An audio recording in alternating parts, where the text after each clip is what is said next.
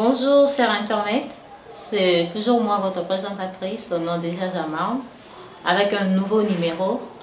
Nous allons balancer les images et à marche et les kaki le 9 juillet.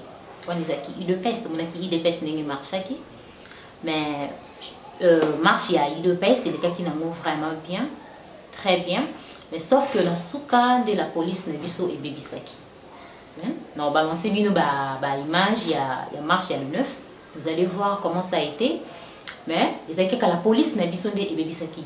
Mingi les loto kolbela la police. Bo landana ba image n'a biso, il y a marche, il y a le 9. Comme ça to kozonga to solo un peu, to beta mo masolo ka ndenge zalaka na vérité plus na politique hein. Des cas izalaka zalaka to beta mo masolo ango sur la politique. Ba imboka to l'ensemble comme ça, to zonga elongo. Solo lango.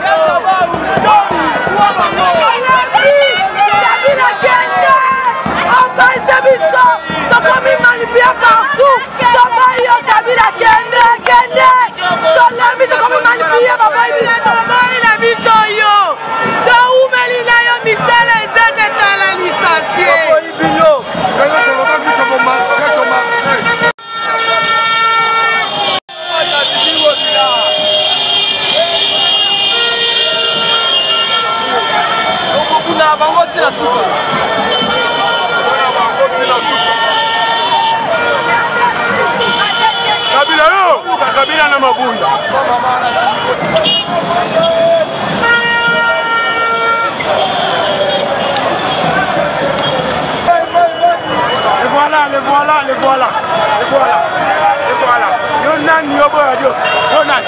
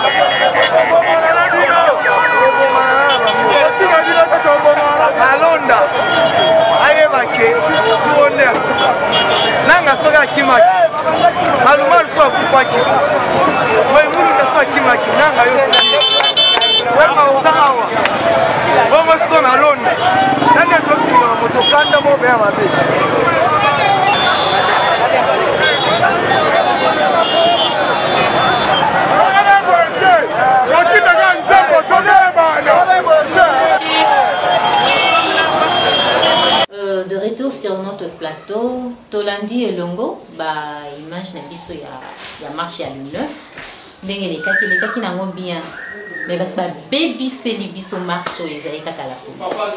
La police bossa la musala et c'est police batoko. La police bozo sala musala te pe bongisa. Beaucoup que ça musala peut détruire. Bana bat basali marche na bango bien. Est-ce que wa les musala bien? Bino la police vous en a pour sécuriser la peuple. Vous en avez pour vous vous en avez pour vous côté la cabane, pour comment menacer au moment où les gens marchent pour le Congo, bino comme que ça la marche il y a vol.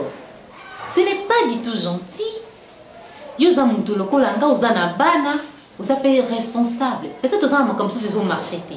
Faut marcher le mot pour sécuriser le peuple où ils ont marché. Biso ils ont marché pour makambo et avancer que des liboso. Tout le monde a changement dans boka na biso. Pourtant tout ça la marche. Il faut tout le monde a changement. Tout le monde a la solution, mais toujours la solution est marche sur le 9 juillet, il y a des désordres, il y a la police. Les policiers, beaucoup mieux collés qui ça. bino bokomi kokotela bato na bandako bokomi kokanga bokomi kosala buzoba voire même tina koyiba je ne sais pas boyaki po sécuriser marche to boyaki po boyeba po détruire boyibi bato bosali ba n'importe quoi bokangi bato bokokai kokanga te parce que désordre ezalaki te basali marche na bango dans le calme mais bino boye bokomi koyiba insécurité quotidienne à minute. Ça, c'est quel genre de policier? Bozana pour nous sécuriser biso. Tout ça, la marche on a bolingo. Ponga na yo to kende di boso. Mais tant que ça marche on a bolingo, to comme nous tout l'intérêt qui moyibi.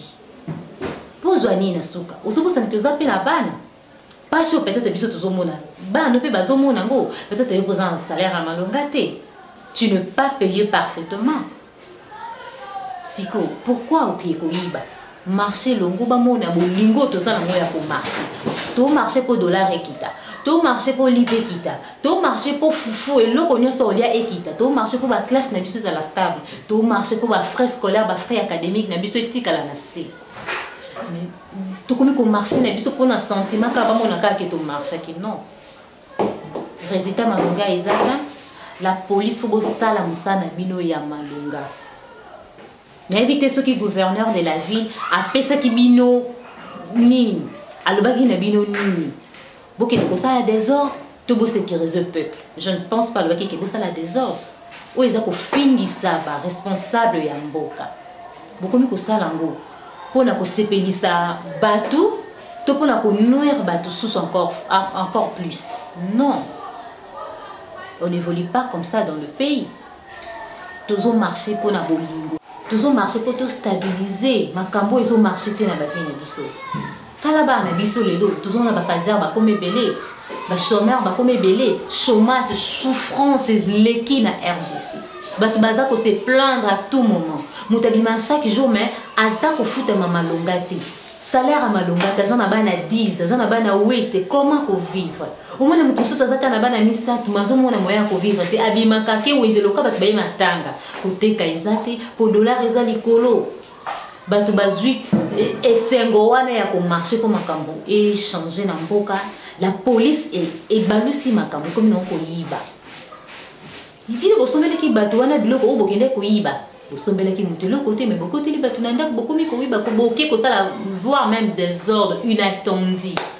Pourquoi la police faut besoin en marche mosala na bino o ba bino na mboka.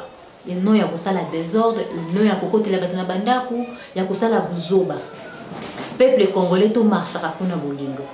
To marche ka te ba mona biso kana sentiment na ke marche o tie drapeau ya mboka na biso, o beti ba tatouage ya mboka na biso na elongi, ba mona kaka na sentiment ke o ke marcher non. Tant ozo marcher ozo bima na objectif ke na ke marcher pour lobby na ngezala bien. Pour lobby bana na ngezala bien. Pour lobby ba de ko na biso ezala bien. Ko marcher ka pour intérêt na yo mon côté, faut ko marcher pour intérêt ya peuple. Mouta zolinga kaba bien privé na ye aza muta malonga aza mutu ya bien te. Il faut tout marcher pour l'intérêt na biso pour Congo na biso kende liboso. Pour tous en besoin ya ba égoïsme te. Tous en besoin ya bato baza égoïste te. Donc faut tout marcher na bolingo. Tout marcher pour peuple na biso Congo na biso ya lobby est la meilleure. En tout cas, na sepeli mingi ko partager message na bino. Vraiment vous allez ki belé bolanda ki biso na sepeli cher internet. En tout cas, je suis vraiment à la fin de mon émission. Nasepeli vraiment y a trop. Un grand merci à la régie.